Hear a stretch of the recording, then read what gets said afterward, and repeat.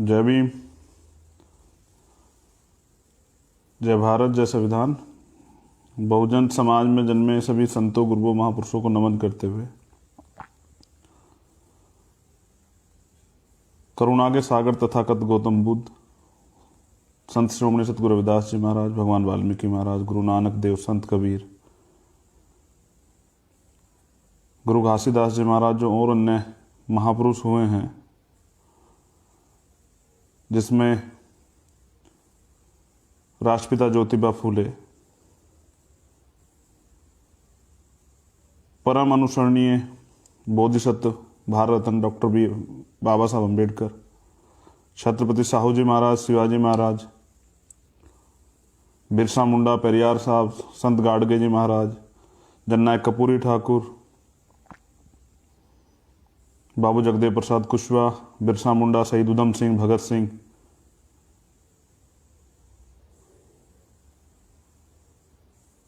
और तमाम जो महापुरुष हैं जिन्होंने परिवर्तन की लड़ाई लड़ी, आप सबको नमन करते हुए डॉक्टर APJ अब्दुल कलाम साहब, वीर अब्दुल हमीद साहब, माँ फातिमा शेख, माँ सावित्रीबाई फुले, माँ रमाबाई, और मेरे आदर्श, मेरे गुरु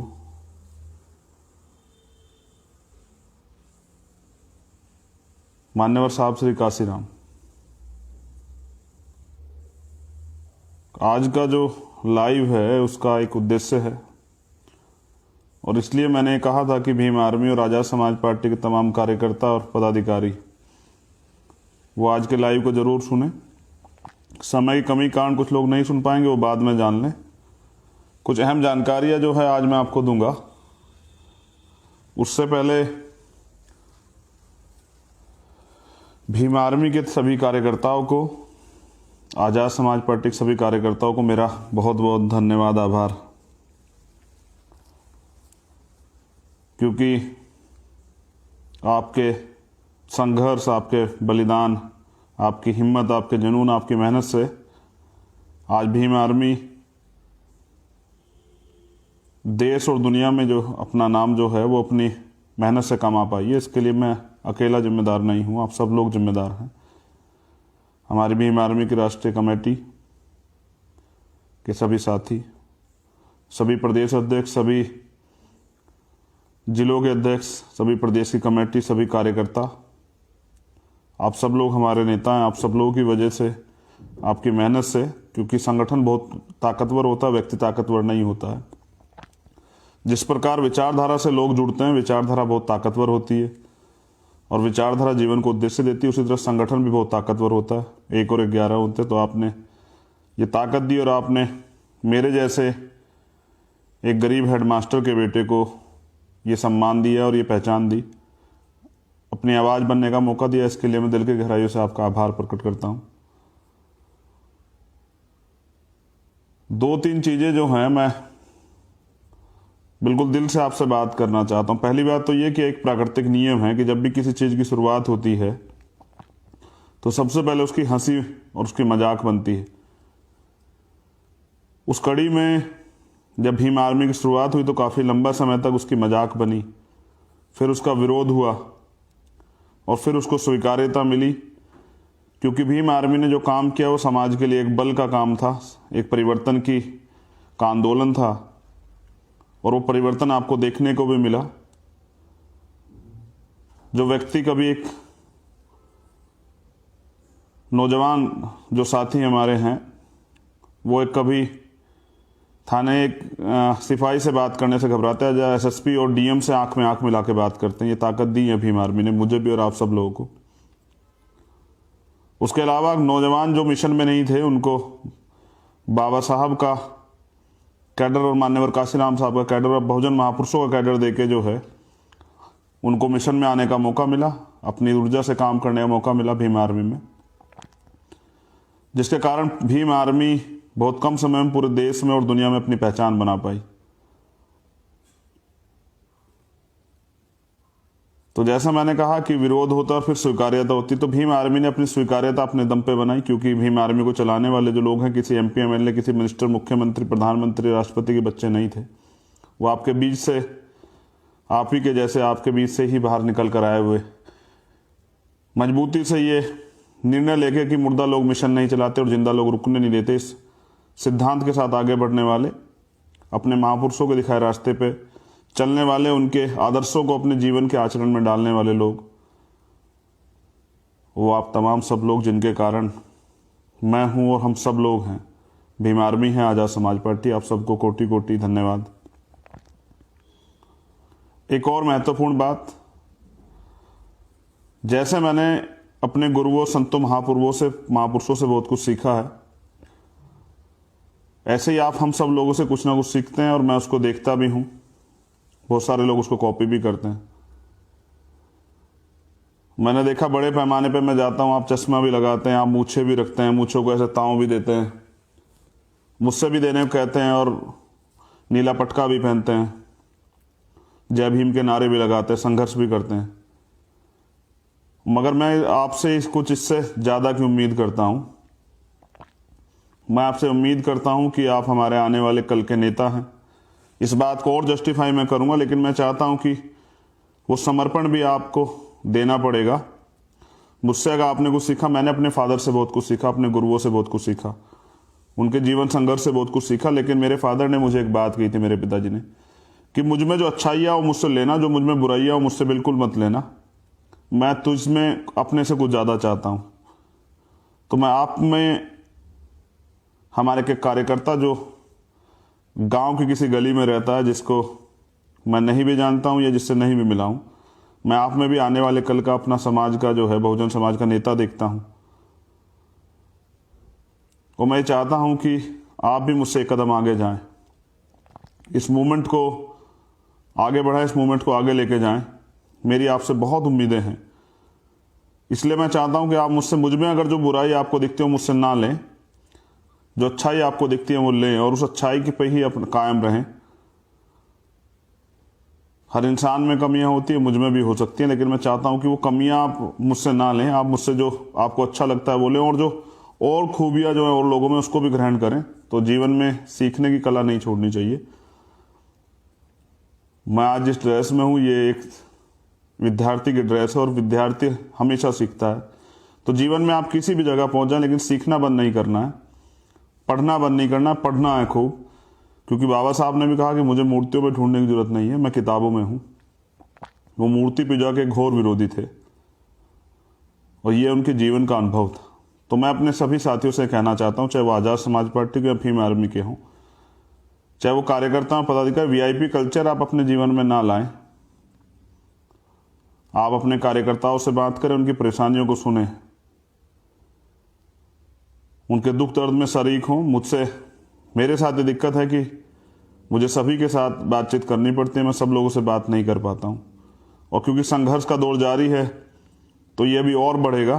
कोई भी कार्यकर्ता, पदाधिकारी निराश ना हो कि हमारी बात नहीं हो पाती। एक समय वो भी आएगा कि मैं आपके गली, मोहल्ले या घर में या गाँव में या आपके विधानसभा, ब्लॉक या जिले में जो है, आपके साथ ही सड़क पर जो है संघर्ष कर रहा हूं या कैडर करवा रहा हूं। तो एक आम आदमी और एक सैनिक में ये फर्क होता है। मैं कैडर में कहता हूं कि एक सैनिक 2-2.5 साल की कठिन ट्रेनिंग से तैयार होता है, जो फिर नेतृत्व भी करता है। और एक आम आदमी का एक विशेष व्यक्ति विशेष जीवन होता है, वो अपने जीवन में सिर्फ अपने व्यक्ति विशेष जीवन तक ही आधारित रहता है। इसलिए कैडर बहुत जरूरी है। कैडर से आपको सीखने को मिलेगा, कैडर से आपके अंदर नेतृत्व आएगा, कैडर से आपके अंदर बहुत सारी चीज़ें डेवलप होंगी, आपकी पर्सनैलिटी डेवलप होंगी, आपके विचार डेवलप होंगे।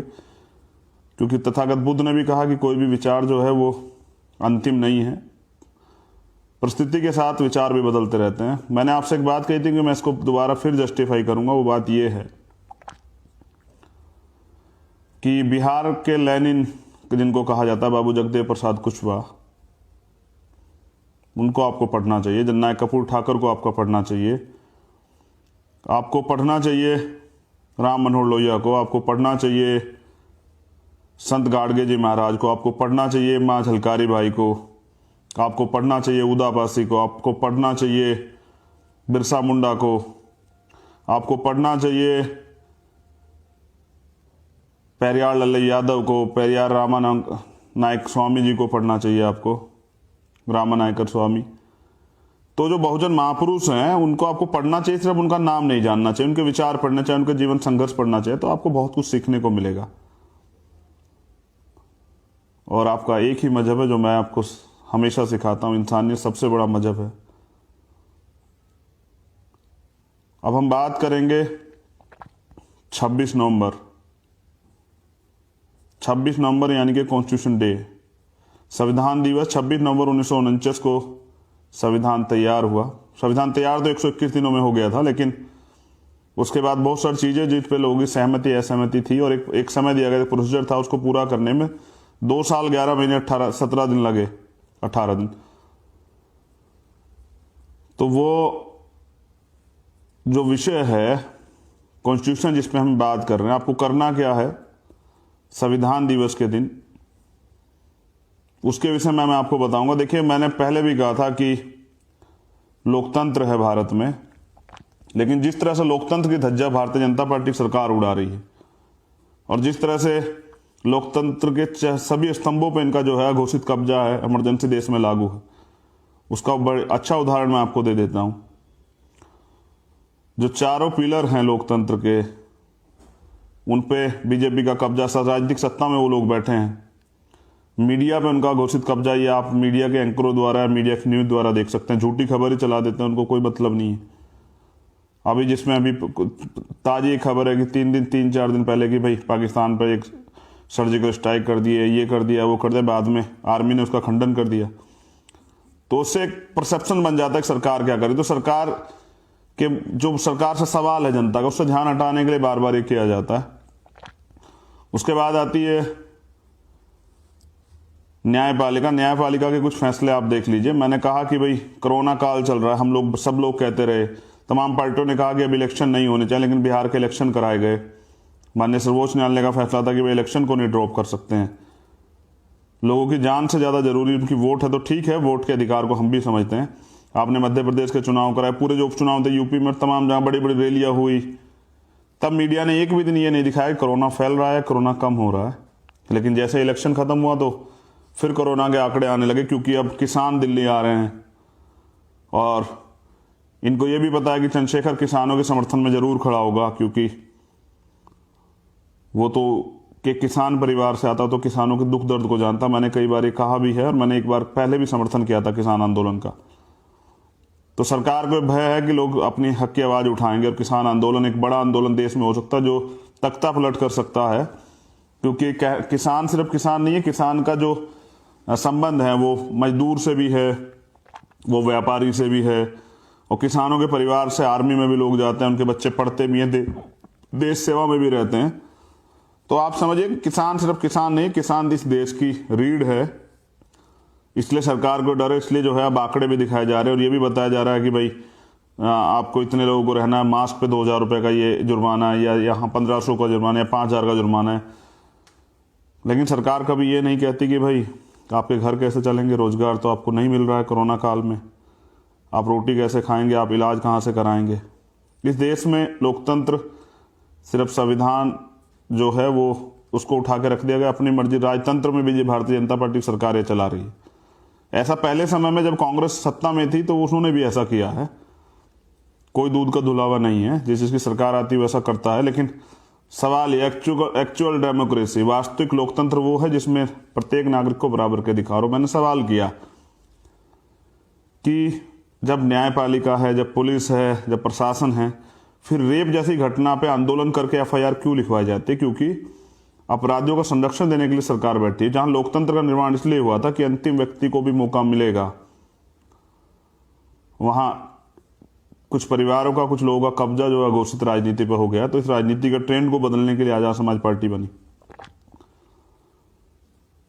तो मैं बाबू जगदेव प्रसाद कुशवाहा की बात कर रहा था, मैं भूल गया, मैं आपके सामने उनकी बात रखता हूं। मैं इसलिए कर रहा था कि आप अपने महापुरुषों को पढ़ेंगे, उनके जीवन संघर्ष को, तो आपको पता लगेगा। बाबू जगदेव प्रसाद कुशवाहा, बिहार में इनको लेनिन कहा जाता है। जब मैंने उनके बारे में पढ़ना शुरू किया तो मैं लंबे समय तक पढ़ता रहा। उन्होंने एक नारा दिया, 100 में से 90 शोषित, 90 भाग हमारा है, और 90 पे 10 का शासन नहीं चलेगा, नहीं चलेगा। उन्होंने ये भी कहा कि पहली पीढ़ी गोली खाएगी, दूसरी पीढ़ी जेल जाएगी और तीसरी पीढ़ी राज करेगी। तो मैं जो नौजवानों से कह रहा था, हमारे साथियों से, कि आप हमारे आने वाले कल के नेता हैं। आपका संघर्ष जो आपको पहचान देगा, कोई शॉर्टकट नहीं है। तो आपको जो मैं सिखाता हूं, या जो हमारे महापुरुषों ने मुझे या हमें सबको दिया है, उन्होंने तो लिटरेचर में दिया, मुझे स्पेशल कुछ नहीं दिया। आप सबके सामने लिटरेचर है, आप सबके सामने किताब है, उनको पढ़ के अपने जीवन में आचरण को भी ले, उस आचरण को भी जो है, उन आदर्शों को भी अपने आत्मसात करें, उन आदर्शों पर भी चलें। जोड़ने की कला सीखें, तोड़ने की ना सीखें, अनुशासन बनाना सीखें, अपने नेता पर भरोसा करना सीखें। समय के साथ जो है अपनी लड़ाई को तेजी और उसमें जो है कभी कभी ठहराव भी करना पड़ता है। ये सब चीज़ें करनी पड़ती हैं, तो तब जाके मूवमेंट चलती है। मूवमेंट बलिदान मांगती है। किसी ने भी किसी को फ्री में कुछ नहीं मिला है। जिसने भी लिया है, जैसे मैंने अभी कहा, और ये पंजाब से मैंने कहा था कि कोई किसी को राज ना दीजो, कोई किसी को ताज ना दीजो, जो लीजो निज बल लीजो। जिसके अंदर दम होगा वो ले लेगा, जिसके अंदर दम नहीं है वो नहीं ले सकता है। तो कुर्बानियां देनी पड़ती है कुछ लेने के लिए, और इस गुलामी से आज़ादी चाहते हैं आप। जैसा मैंने कहा कि हमारी दुल्हन तो आज़ादी, अगर उस गुलामी से आप आज़ादी चाहते हैं सर, तो हमारे तमाम नेताओं को जो है कुर्बानियों के लिए तैयार रहना पड़ेगा। इसी कड़ी में अब आज़ाद समाज पार्टी के लिए मैं कहना चाहता हूं कि आज़ाद समाज पार्टी के लोग जब पार्टी बनाई तो लोग हंस रहे थे कि इनकी जमानतें जब्त हो जाएंगी, इनको 200 वोट मिलेंगे, इनको 400 वोट मिलेंगे, इनको 500 वोट मिलेंगे। लेकिन जब बिहार जैसे दूसरे राज्य में 8-8 हज़ार आज़ाद समाज पार्टी लेके आती है, तो लोगों को समझ आता है, और वो यूपी के अंदर एक ही सीट पे चुनाव लड़ती है, तीसरे स्थान पे पहुंच जाती है पहले चुनाव में, तो लोगों को समझ आता है कि नहीं, ये तो आगे बढ़ रहे हैं। तो मजाक के बाद जो दूसरी कड़ी होती है, विरोध की होती है। आज उत्तर प्रदेश के अंदर तमाम जगहों पे हमारे कार्यकर्ता, हमारे नेताओं पे मुकदमे लगाए जा रहे हैं झूठे। यानी कि हम दूसरी कड़ी में आ गए। हम जैसे मान्यवर काशीराम साहब ये कहते थे कि अगर आप कुर्सी पे बैठने वाला समाज ना बन पाओ, तो कुर्सी जो है खींचने वाला समाज बन जाओ। तो इसलिए है, मुझे ऐसा लगता है कि वो दूसरी कड़ी में आप पहुंच चुके हैं, और फिर सफलता आपसे ज़्यादा दूर नहीं है। बहुत कम समय लगेगा आपको सफल होने में, क्योंकि आप, जैसे मैंने कहा कि गुरु से चेला एक कदम आगे होता, तो काशीराम साहब ने को 12 साल राष्ट्रीय पार्टी बनाने में लगे थे। आप, हम सब लोग उनके चेले हैं। हम प्रयास करेंगे कि उनको निराश ना करें। उन्होंने 12 साल लगाए थे, हम इसको 10 साल में या 8 साल में, 7 साल में राष्ट्रीय पार्टी बनाएंगे। मैं आपसे वादा करता हूँ, आप सब लोगों के सहयोग से। और ये मेरा वादा नहीं, ये पूरे हमारे तमाम नेताओं का वादा है। वो जीवन का वो क्षण नहीं होगा कि किसी भी वजह से सिद्धांत समझौता हो जाए, वो कभी क्षण नहीं आएगा। क्योंकि मैंने सीखा ही नहीं, आपका भाई जो है वो टिकाऊ है, बिकाऊ नहीं है। हाँ, मुसीबत बहुत है, कठिनाइयाँ बहुत है। तो इसी कड़ी में मुकदमे और तमाम चीज़ें हो रहे हैं। तो मूवमेंट जो है वो घूमने फिरने के लिए नहीं होती। मूवमेंट तो संघर्ष बलिदान से तैयार होती है। तो मुकदमों से घबराने की जरूरत नहीं है। जो आज आप पे मुकदमा लगा रहे हैं, कल जब आप सत्ता में आ जाएंगे तो यही लोग आपको जो है चरण वंदन भी करेंगे। तो इनके झूठे मुकदमे, ये आपके सिर्फ अभी अब समय है ना, ये दूसरी कड़ी है। तीसरी कड़ी में आपकी स्वीकार्यता होगी, दूसरी कड़ी में आपको आपका विरोध जारी है। विरोध का सरकार के पास यही हथियार है कि झूठे मुकदमे लगा के जेल में डालो। मैं तो दिन रात तैयार रहता हूँ कपड़े पैक करके, कब सरकार जेल में जाने कहे। एक क्रांतिकारी के लिए जेल गहना होती है, मैं उससे नहीं डरता हूँ। मैंने कभी आपको सिखाया भी नहीं कि आप डरें। वहाँ भी इंसान ही रहते हैं। हमारे लोग कुछ ज़्यादा रहते हैं, क्योंकि न्यायपालिका से हमें कम न्याय मिलता है। हम पे अच्छे 5-5 लाख रुपए फीस लेने वाले वकील हम लोग हायर नहीं कर पाते, तो हमें ज़्यादा कुछ झेलना पड़ता है। और बाकी सरकार, जब भी कोई बोलता है, सरकार के खिलाफ आवाज़ उठाता है, तो उसकी आवाज़ दबाने के लिए सरकार पे क्या, तो सरकार उसकी हत्या करा देती है, या उसको जेल में डाल देती है, या वो गायब हो जाते हैं। इससे नहीं घबराना है। तो अगर आपको सिर्फ राजनीति करनी, तो बहुत सारे राजनीतिक दल हैं। अगर आपको मूवमेंट चलानी है तो फिर आज़ाद समाज पार्टी है, और इसमें यहाँ इस संघर्ष के दौर में ये सब चीज़ें जायज। आप ये उम्मीद ना करें कि आपने कोई समझौता किया तो आप पर रियायत बढ़ती जाएगी। पूरे देश में, और मुझे कहने में गर्व महसूस होता है कि पूरे देश में एक ही राजनीतिक दल है। मैं औरों की बुराई नहीं कर रहा हूँ, लेकिन मैं अपनों की बड़ाई इसलिए कर रहा हूँ कि हमारे नौजवान जो हैं, हमारे भाई जो, हमारे नेता जो हैं आज़ाद समाज पार्टी भीम आर्मी के, वो संघर्ष का रास्ता नहीं छोड़ते हैं। वो अपने अधिकारों के लिए, अपने लोगों की सुरक्षा के लिए संघर्ष करते हैं। इसलिए मैं कह रहा हूं कि आप सबसे महत्वपूर्ण है और सबसे मजबूत विपक्ष हैं। आप अपनी संख्या पे मत जाएं, आपकी संख्या बहुत ज़्यादा है और ये आने वाले कल में आपको देखने को मिलेगा। तो जैसा मैंने आपसे कहा कि संविधान दिवस स्पेशल, ये तो हमारा तो त्यौहार है क्योंकि हमें जो कुछ भी मिला है, मेरे तन पे कपड़े हैं और मुझे बोलने का अधिकार है सार्वजनिक रूप से, तो ये संविधान ने दिया है। इस देश की तमाम महिलाओं को हमें अच्छा इलाज कराने का, अच्छा पढ़ने का, घूमने का, बोलने का, सुनने की अगर आज़ादी है तो संविधान से मिली है। इस देश में नौकरी करने की, नेता बनने की, गाड़ी खरीदने की, गाड़ी में बैठने की, अपने धार्मिक उत्सवों में शरीक होने की, अपने महापुरुषों के आंदोलन को जानने की और उसको आगे बढ़ाने की अगर ताकत कहीं से मिली है तो संविधान से, यानी कि बोलने की अगर ताकत मिली है तो वो संविधान से मिली। तो हमारे लिए उत्सव है संविधान दिवस। संविधान है तो हम हैं। और बाबा साहब ने कहा था कि मुझे मेरे बच्चों मरा मत समझना, जब तक संविधान जिंदा है मैं आपके बीच जिंदा हूँ। भीम आर्मी का निर्माण ही सबसे पहले इसलिए हुआ था कि जब भारतीय जनता पार्टी की सरकार आई थी तो क्योंकि हमने इनका पुराना कार्यकाल देखा और हमारे महापुरुषों ने, हमारे गुरुओं ने, मेरे गुरु ने तो काशीराम साहब ने तो बताया था कि जब जब भारतीय जनता पार्टी आएगी वो प्रत्यक्ष और अप्रत्यक्ष रूप से संविधान को कमजोर करेगी और खत्म करने का प्रयास करेगी, क्योंकि आरएसएस का छिपा हुआ एजेंडा है इस देश के संविधान को कमजोर करना है और पूर्ण रूप से खत्म नहीं कर सकते। तो जब तक खत्म नहीं कर, जो अधिकार उसमें मिले हैं इस देश के दलितों को, पिछड़ों को, आदिवासियों को, मुसलमानों को, अन्य धार्मिक अल्पसंख्यकों को, सिखों को, बुद्धिस्टों को, जैनों को और इस देश की महिलाओं को, उसको खत्म करना है किसी भी तरीके से। यहाँ जो अच्छी शिक्षा का अधिकार मिला उसको खत्म करना है, जो अच्छे इलाज का अधिकार मिला वो खत्म करना है, न्याय मांगने का जो अधिकार मिला है उसको खत्म करना है। और आज आप देख लीजिए कि सिर्फ दिखाई दे रहा है, बाकी कॉन्स्टिट्यूशन से देश नहीं चल रहा है। कॉन्स्टिट्यूशन देश जब चलेगा जब आपकी सरकारें होंगी, आप नेता होंगे, कॉन्स्टिट्यूशन को मानने वाले लोग, कॉन्स्टिट्यूशन के प्रति आप देख लीजिए जो लोग सरकार में उनका कॉन्स्टिट्यूशन के प्रति कितना समर्पण है। क्या वो कॉन्स्टिट्यूशन को मानते हैं? क्या वो कॉन्स्टिट्यूशन के हिसाब से काम करते हैं? मगर एक कड़वी सच्चाई ये भी है और मुझे शिकायत भी आपसे कि आप भी कॉन्स्टिट्यूशन को ऐसे, जैसे आपने अभी मेरे तो आप कॉन्स्टिट्यूशन भी पकड़ते हैं जैसे मैं पकड़ता हूं, ये भी आप सीखते हैं, लेकिन आप इसको पढ़ते नहीं हैं।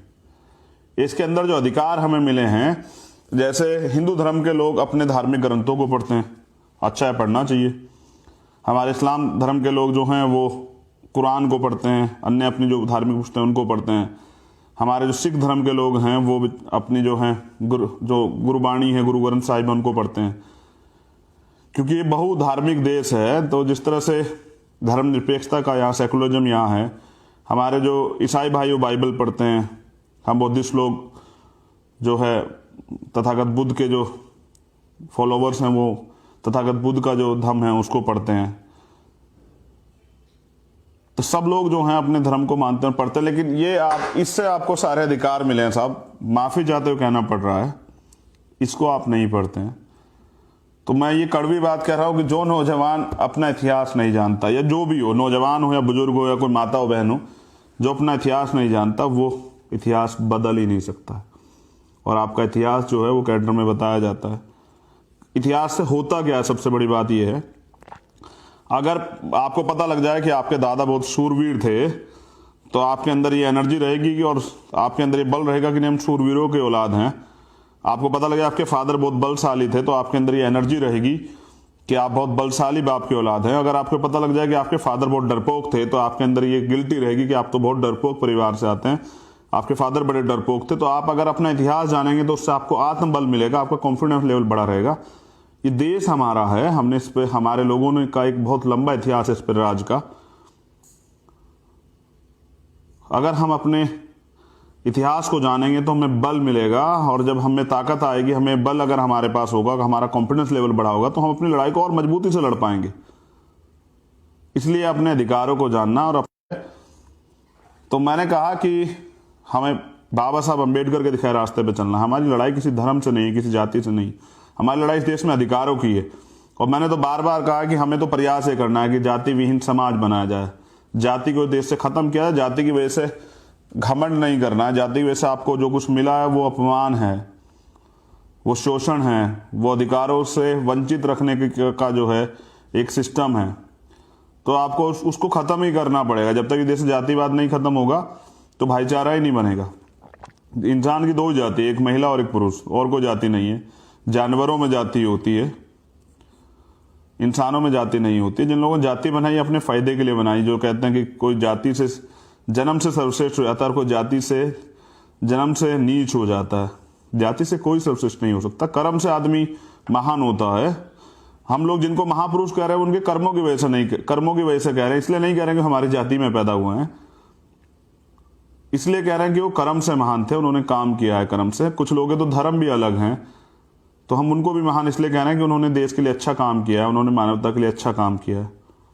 इसलिए मैं आपसे बार बार कह रहा हूँ कि अपने इतिहास को जानिए और पढ़िए सर, नहीं पढ़ेंगे तो लड़ेंगे कैसे। अब मैं आपसे बात करता हूँ कि आपको करना क्या है, क्योंकि फिर कोरोना देश में आ चुका है दोबारा से, क्योंकि अब आंदोलन की शुरुआत होगी तो लोगों को पता है कि बहुत सारे आंदोलन अब शुरू होने वाले हैं। क्योंकि मैंने अब ज़्यादा बोलना छोड़ दिया है, करने का ज़्यादा मन है, सीख रहा हूँ, पढ़ रहा हूँ।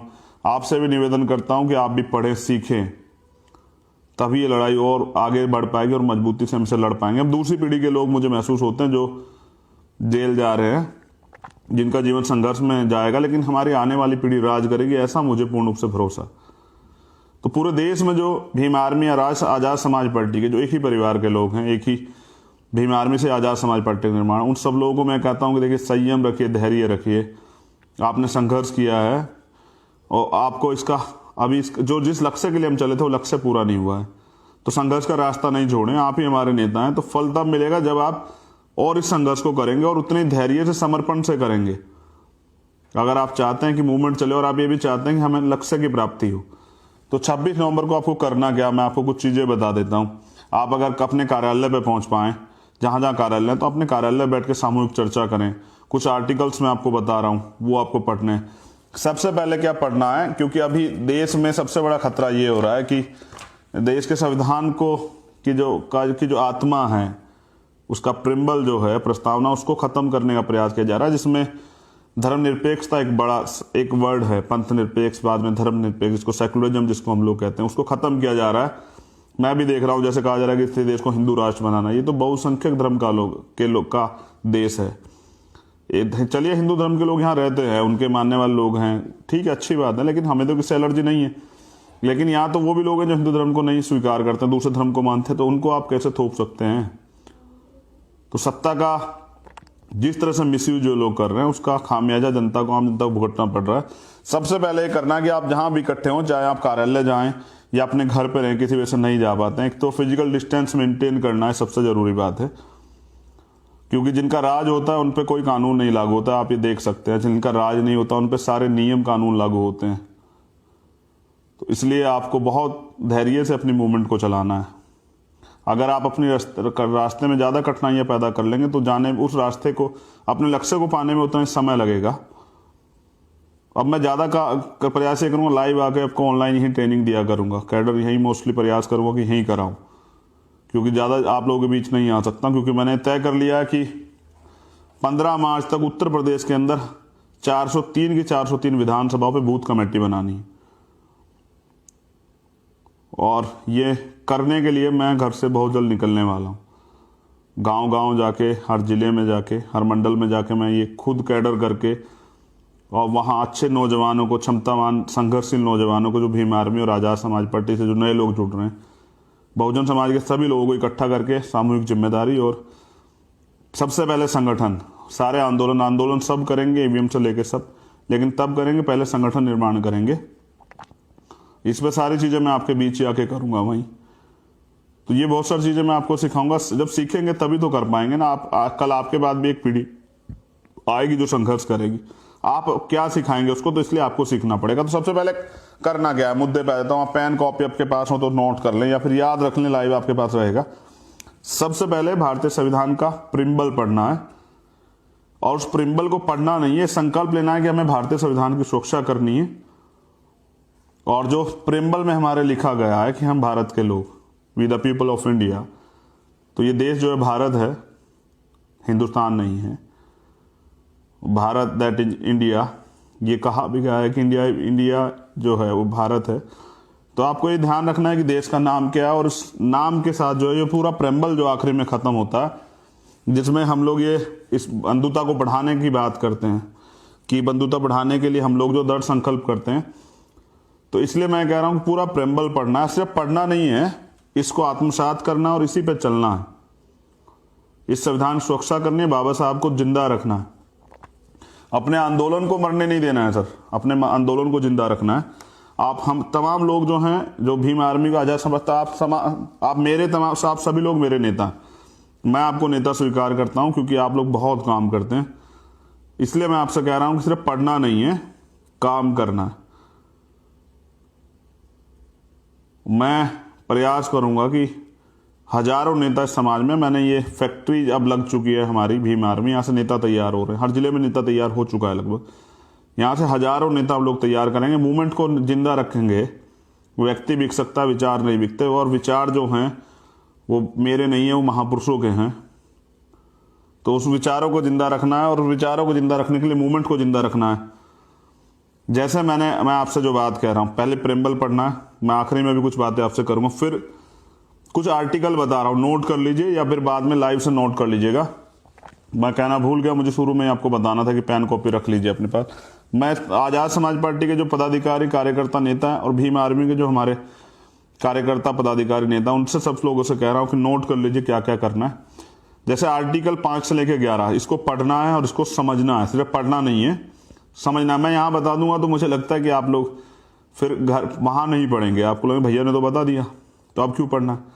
ऐसा नहीं करना। आर्टिकल 5 से लेकर 11, जब मैं कैडर में आऊंगा तो मैं आपसे पूछूंगा, ये मैं इसलिए आपको बता रहा हूँ कि पूछूंगा कि जो मैंने आपसे कहा था कि भैया आर्टिकल पढ़ने कितने लोगों ने पढ़े, और मुझे पता लगेगा कितने लोग मेरी बात को मानते हैं या फिर दिखावा करते हैं, खोखलापन में मुझे जो है जिंदा रखे हुए हैं। मैं सोच रहा हूँ कि हमारी फोर्स तैयार हो रही है बहुजन मूवमेंट को जिंदा रखने के लिए, आगे बढ़ाने के लिए, इस देश में राज के लिए, या फिर मैं सिर्फ जो है ये देख पा रहा हूँ कि मुझसे दिखावटी बातें मुझसे हो रही है, मुझसे एक सपना दिखाया जा रहा है कि नहीं भैया हम लड़ रहे हैं, हम संघर्ष कर रहे हैं, आपकी बात को मानते हैं, हम आपके दिखाए रास्ते पे चलते हैं। तो आर्टिकल 5 से लेकर 11 पढ़ने क्या है, कुछ है, वो आपको पता लग जाएगा। मैं जानने का प्रयास करूंगा जब आऊंगा, किसी से भी पूछ सकता हूँ।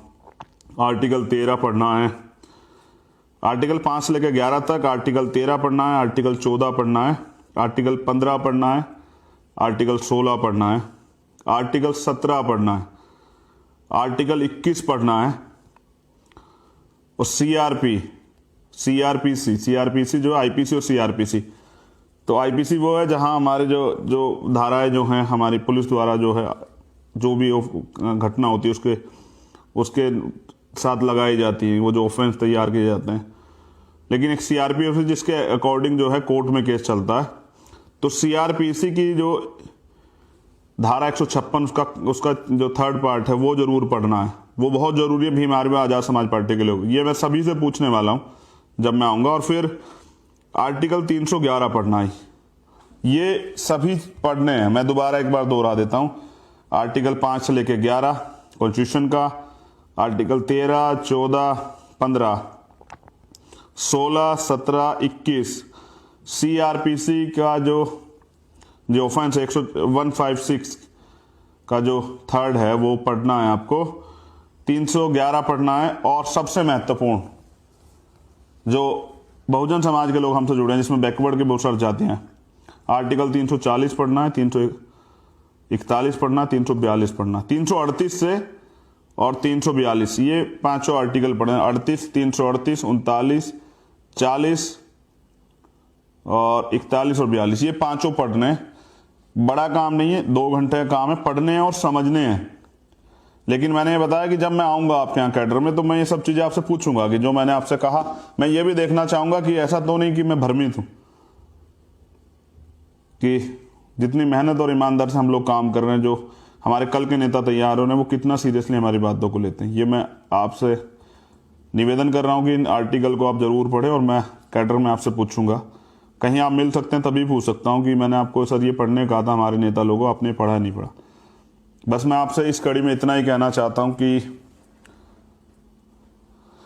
रख हौसला, वो मंजर भी आएगा, प्यासे के पास चलकर समंदर भी आएगा, और यूं थक हार के ना बैठ मंजिल मुसाफिर, मंजिल में मिलेगी और मिलने का मजा भी आएगा। लेकिन सर जान लीजिए कि कोई भी चीज इतनी आसान नहीं है। जहां लोकतंत्र के चारों स्तंभों पर अघोषित कब्जा जो है भारतीय जनता पार्टी, आरएसएस के